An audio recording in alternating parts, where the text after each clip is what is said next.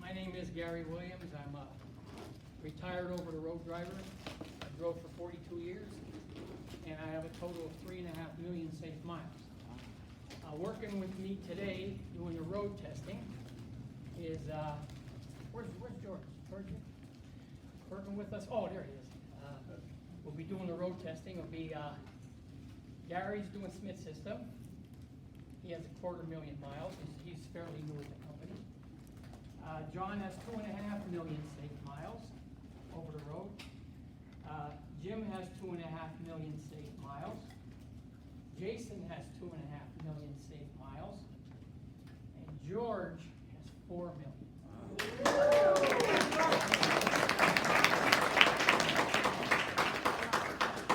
That's the 18 right there.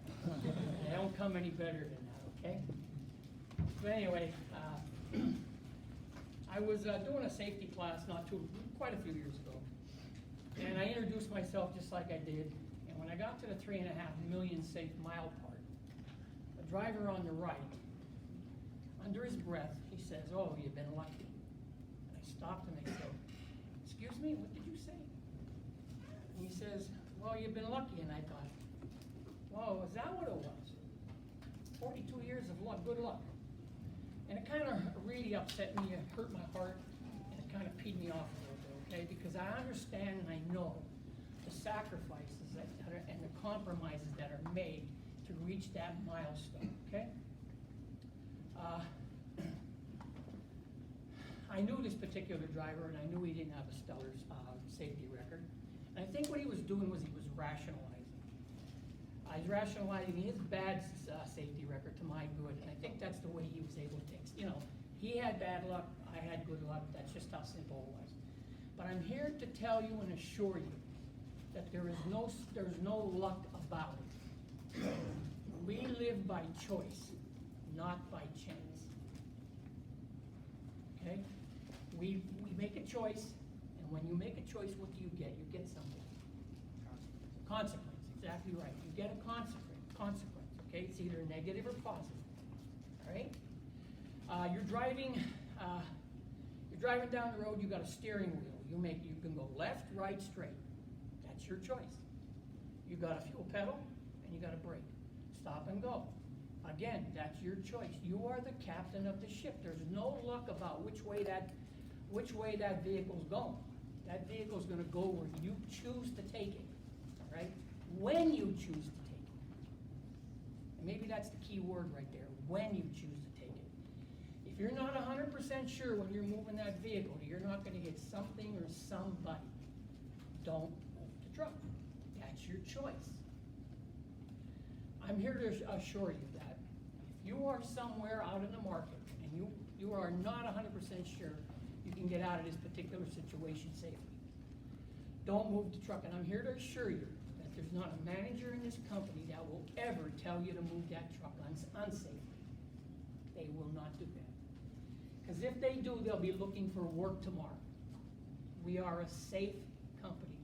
You're the captain. You make the choice. Make the right one. 100% sure, or we don't move the truck, okay? I just have a couple of notes. I want to make sure, a couple subjects I want to make sure I touch on before we let you go. I want to make sure you understand the law of reasonableness.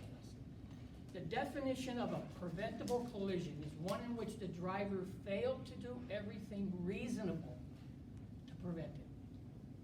All we ask you to do is everything reasonable. That's it. That's all we ask. Now, reasonable is subjective. I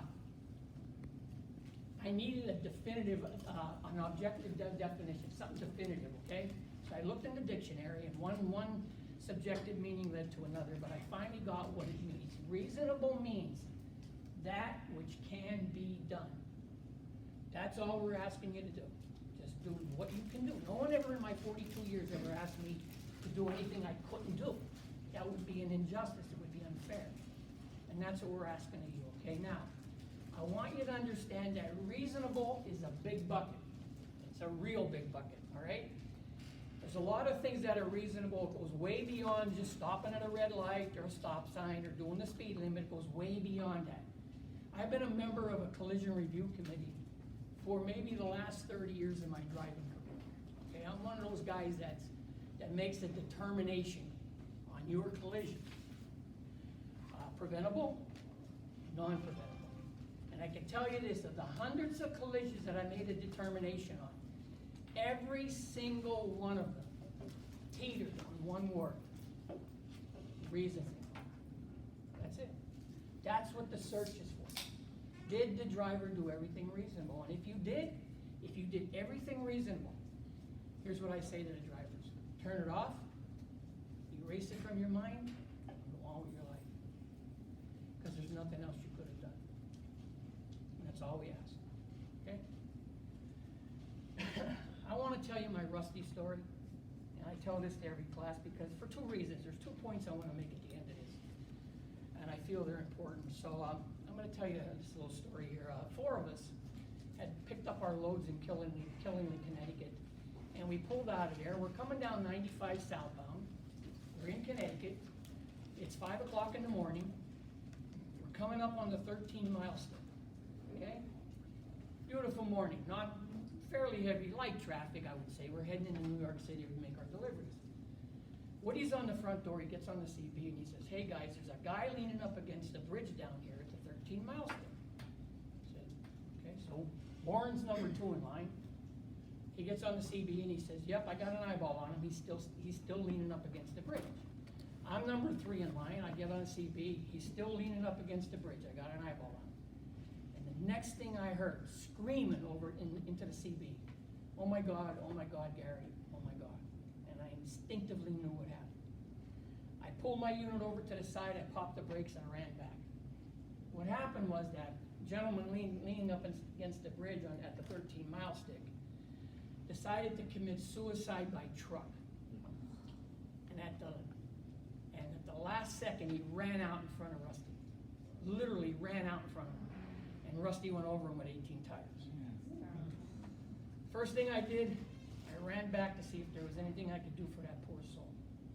And one look, and I knew no one was ever going to put him back together again. I ran up to Rusty. Rusty stopped in the right lane of 95. He's slumped over the steering wheel. He can't move. First emergency responder on the scene, state police. Second emergency responder on the scene, ambulance. Who do you think the third was?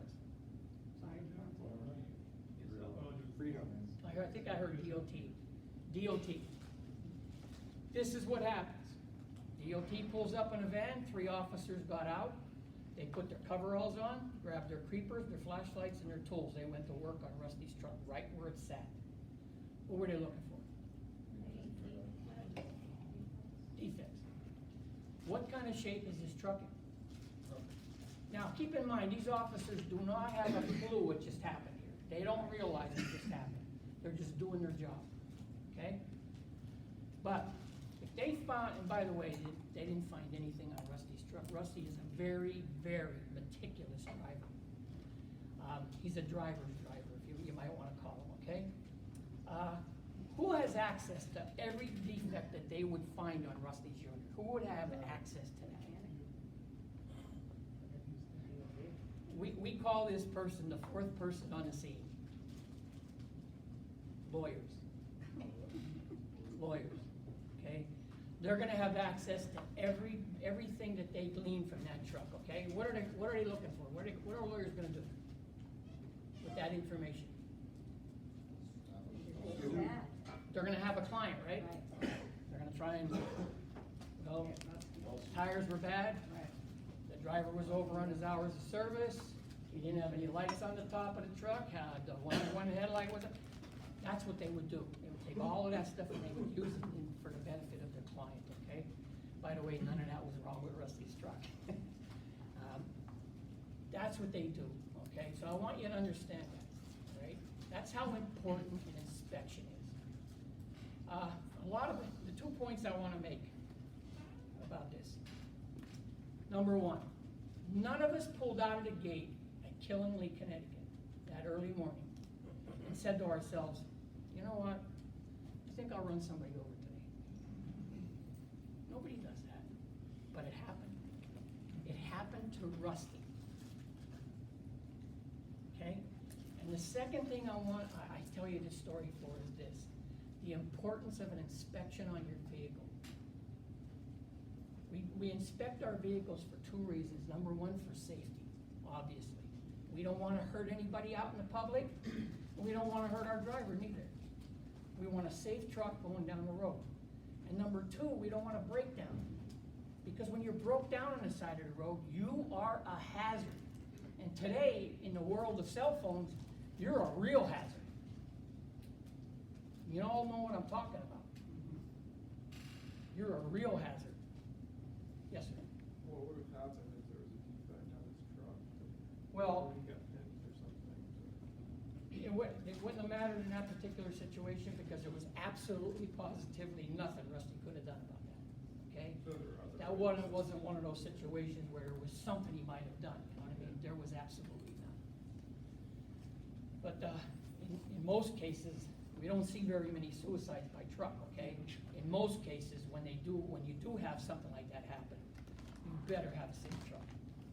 You better, or you're in deep doo, okay? That's the most I can say to you about that. Where was I? Anyway, on the inspection part. That's how important inspections are, okay? Most people think, and I've talked to a lot of drivers who say, wait a minute, Gary, the most important thing is my driving skill. That's what's gonna get me up and down the road safely. I'm 50% very agreeable. But here's my take on it. If you're a fantastic driver and you do a lousy inspection, you're a lousy driver. That's my take on it. And I'll be the first one to tell you that. They're both equally important. Equally. I can't tell you how many times I've seen wheels laying in the front windshield of cars because someone didn't know that their front wheel was leaking oil and the wheel bearings went dry. And that tire and wheel literally came off the truck and actually went down the road and went right into the windshield of a four-wheeler and killed everybody in that car. All because the driver didn't look at the front wheel and see that there was oil leaking on it. You'll see the telltale signs, you'll see it. They never look. Anyway. All right. I want to make sure you understand three types of collisions, okay? There's minor. Jonathan, what would a minor be? Minor collision. Fender bender. Correct, that's what we call it. That's what we call it, fender bender. Severe, Jesse, That'd be possibly total car. give you an injury. Yeah. Give you an injury. Sharon, catastrophic. Death. Okay. Fatality. Fatality. Absolutely. Everybody agree? Anybody that doesn't agree? Okay. I don't agree. I set you up. And I set you up because most people think that, obviously. Nobody disagreed with me. That's what we all think. I'm in a driver's room. I'm doing my paperwork. Over in the corner, a couple of drivers, and in walks one of their buddies, and he goes over and he's telling them about the fender bender he just had. Yeah, I just had a fender bender today, no big deal. And I stopped and I thought, wait, no big deal? Is that what he said? And that was like sandpaper on my heart because I thought, no big deal. Here's Bob. Bob's backing up in the back of a store. You ever see those concrete poles in the back, about yay high? Bob's backing up, and he's looking out in the mirror, at the mirror, on the left mirror. And he doesn't want to hit the pole, but he wants to get close. That'll give him a good delivery site. He's backing up, and son of a gun, what do you think he does? But he hits the pole, and he breaks a $3 taillight. $3. Now, Bob's sitting across the table from me at the Collision Review Committee. And he's pleading his case, and he's saying, come on, Gary. You're gonna give me a chargeable collision for a $3 taillight. Really? $3? And I said, yeah, I am, Bob. Well, let me explain first. I said, Bob, when you were backing up to the pole, if you didn't see the pole that broke the $3 taillight, you you wouldn't have seen the kid who was standing between the truck and the pole. And you backed up and you cut him in half. How minor is it now? How many of you have children?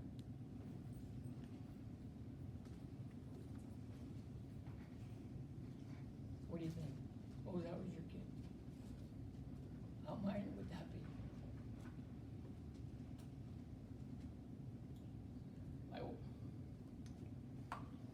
My wife and I lost a boy, 22 years old. And I can't take 26 letters of the alphabet and put them together in any way, shape, or form to tell you how painful it is. I can't tell you. I would take the deed to my house, I would give it to you. I would give you everything I own and possess, and my wife would do it too. If we could just hug them one more time and tell them we love them. That's what it's like. That's what it's like. No big deal. Minor. Fender bender. Really? They're all catastrophic people, every single one of them. The only difference between this one and the kid was the taillight and the kid is the circumstance. Same bad behavior. It's not about the taillight. It never was about the taillight. It never will be about the taillight. It's about the behavior that caused it. We don't care about the taillight. We could buy a box of them tomorrow. We don't care. It's suppose that kid was there. So we give him a chargeable, and we give him a little extra training. Say, hey, what did Bob do wrong? One simple thing he did wrong. What should he have done before he backed up? Got out and looked. He should have got out and looked. That's it. I think every trainer here would agree with me that if we could just get our drivers to get out of the truck and look, we would eliminate 90% of our backing collisions. 90%, and I'm being conservative. You see these little legs right here? 6 seconds. 6 seconds from the seat of a straight truck to the back bumper. 6 seconds. And 6 seconds back. Total of 12 seconds. If 12 seconds is a real inconvenience in your life is out of control. You need to reprioritize. And let me be the first to tell you that. Life. What you hold in your hands is life.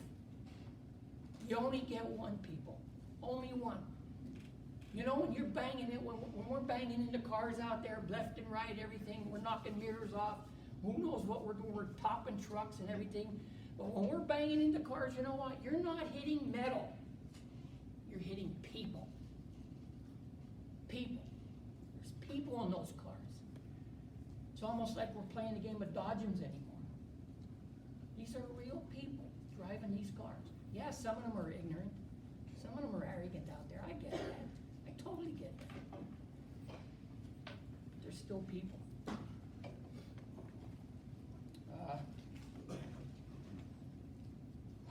Okay, I want you to make sure you understand the right of way. All right? Here's the way I put it. Right of way, hyphen, a disturbing mindset, because that's what it is. Because a lot of times you're going to be out in the market and you're going to think you have the right of way. You may actually have the right of way, but I want you to understand what the right of way really is. Okay? Okay. Here's Tom. Tom's going down 95. 2 lanes. He has traffic, heavy traffic on his left-hand side. Okay, everybody with me? Okay, he's going down.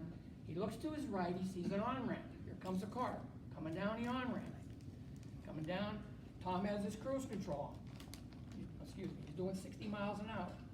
Coming down. Tom sees the car. He's not doing anything. Keeps looking at the car, and all of a sudden they get to about here. Tom realizes, uh-oh, we're in trouble. He hits the brake, cruise comes off. Too late. The car and the truck meet at the point. Tom drives the 4-wheeler down the berm. Almost kills him. Tom's sitting across the table from me. Oh, by the way, who had the right of way?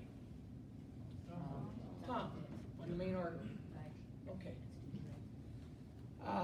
Tom's sitting across the table from me at Collision Review Committee, and he's pleading his case. Put it down, Gary, put it on the paper, I had the right of way, end of story, mark it, non-chargeable. I said, no, no. You could have had, you did have the right of way to a certain point, Tom, but you wound up having arrogance of right of way. Right of way only comes into play when all avenues of reasonableness have been exhausted. Then you can claim right of way. See the difference? Then you can claim it. What other options did Tom have? Slow down earlier. Slow down or speed up, right? Right. He had two options left. He couldn't go left, so he could have sped up or slowed down. He chose not to take either one until the last one. It was too late. Okay? That's called arrogance of right of way. I want to make sure you understand it. When you do, we have an obligation, and we are not barbarians. Okay? We have an obligation to provide safe traffic for everyone. Okay? That's,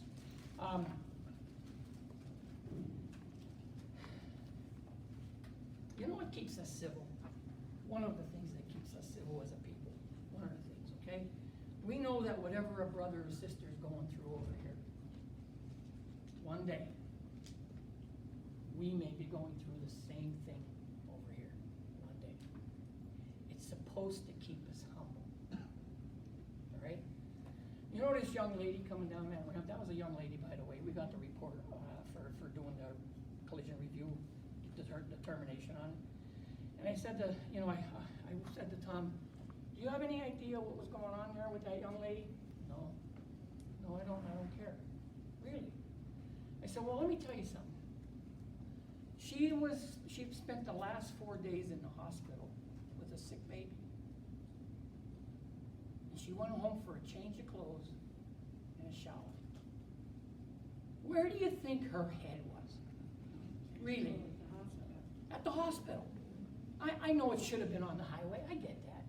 But where do you think it really was? Anybody here not have any problems? Anybody? You don't have any problems? No, I have a problem. Oh, okay. You said, do you have problems? If you didn't have any problems, I was gonna say, let me talk a little while with you out here so I can find out what you're doing. Because we all got problems, and I wanna tell you, sometimes our head is at the hospital with the baby, okay? Sometimes our head is at the test we just had done, or we're going to get at the clinic, or whatever the case may be.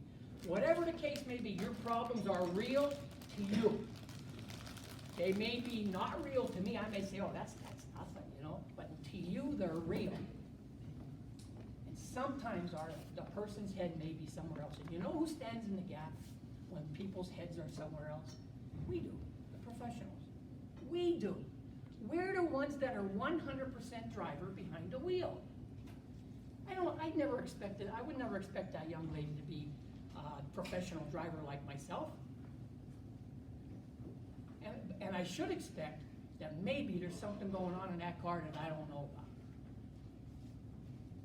So we stand in the gap. We're the ones that keep the space, have the time, and the visibility to make a defensive move. Should somebody's head be somewhere else? We're the ones. Okay. I'm getting to the last two subjects. Should the worst thing happen, you only have to answer 2 questions. Only 2. Now, should something like what happened to Rusty there, he thought he answered 1,000,000 questions for 1,000,000 lawyers, believe me. That's what he thought.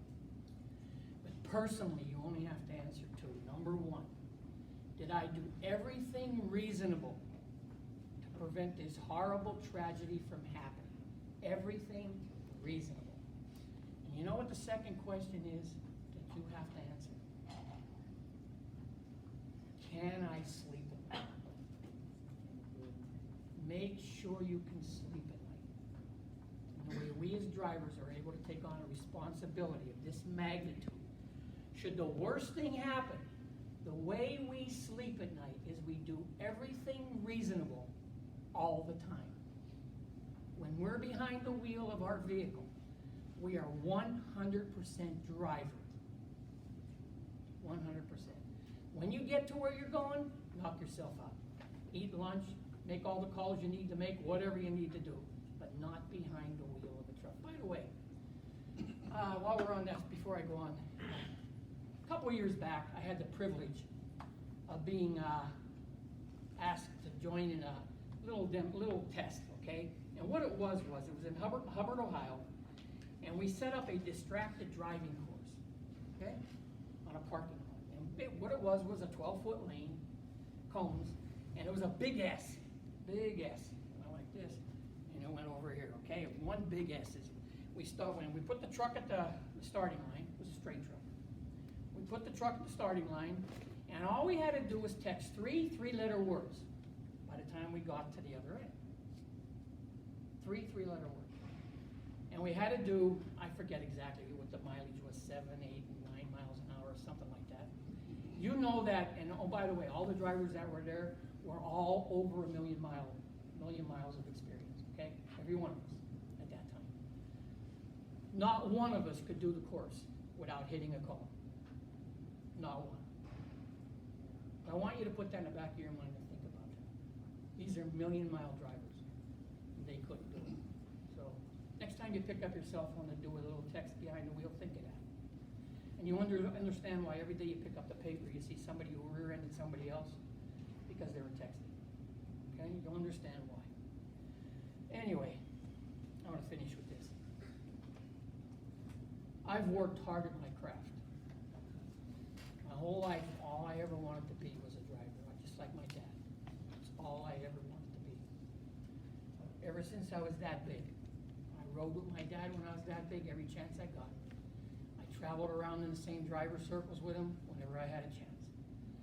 And I wound up doing in life what I wanted to do. So you're looking at a successful person, okay? I did in life what I wanted to do, and I made a good living at it. All right? How much better could it get? And I'm still doing what I love. Okay? I want to say this. If I ever need brain surgery, if the brain surgeon doing my brain surgery is as good at their craft as I am at mine, I have nothing to worry about. And here's my question for all of you. Can you say the same? But if you're not there yet,